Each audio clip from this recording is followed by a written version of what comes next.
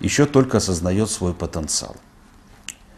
Люди присматриваются друг к другу не просто граждан, которые вот живут по-соседски друг с другом, а пытаются найти в своих друзьях, в своих товарищах, в своем окружении духовную, мощную силу, которая скажет: мы граждане Ингушетии, здесь жили наши предки, здесь живем мы, и здесь будут обязательно жить наши дети. Почему мы высоко оцениваем разного рода презентации Ингушетии, которые прошли в последнее время в Европарламенте, в Парламентской ассамблее Совета Европы, в Сенате Голландии?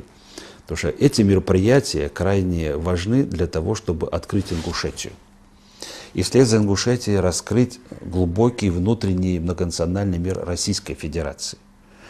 Когда они видели ингушский ансамбль песни и пляски, когда они получали информацию о том, что ингушские юноши и девушки становятся чемпионами мира, чемпионами Европы, что мальчишки и девчонки из Ингушетии овладевают самыми серьезными методологиями в интернете, у них, естественно, возникает вопрос. Нам все здесь говорят, в Ингушетии проблемы трудно, республика компьютеризируется, в республике строятся современные медицинские учреждения. Республика создает рабочие места по вектору современных таких технологий. И, конечно, у них в сознании закрадывается сомнение. Где-то что-то неладно. Нужно создать мощную пропагандистскую имиджевую структуру. Нужно не пожалеть бюджетных денег, может быть, какие-то спонсоры найдутся, с тем, чтобы показывать Ингушетию со всех сторон. Показывать в полноте, показывать в работе, в преодолении трудностей и сложностей, показывать исторический генезис, говорить, когда эта нация возникла, когда она вошла в состав Российской Федерации, объединила свои силы. И главное, показывать роль Ингушетии, пусть она небольшая на сегодня, она будет расширяться на международной арене.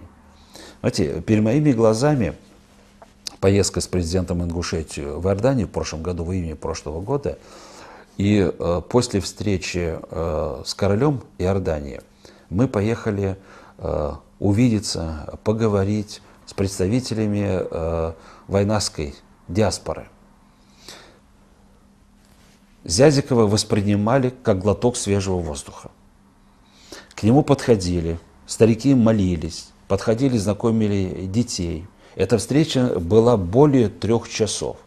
Она растрогала ту и другую сторону. Они говорили, да, вот мы как бы находимся за границей, иорданская власть очень хорошо к нам относится, но душа-то у нас неспокойна, мы же все равно смотрим в сторону Кавказа. Мы говорим и общаемся со своими родственниками. Мы переживаем то, что у вас происходит. Мы радуемся за ваши успехи. И я подумал тогда, как важно, чтобы власть и федеральная, и региональная как можно больше внимания уделяла вот этим нашим соотечественникам.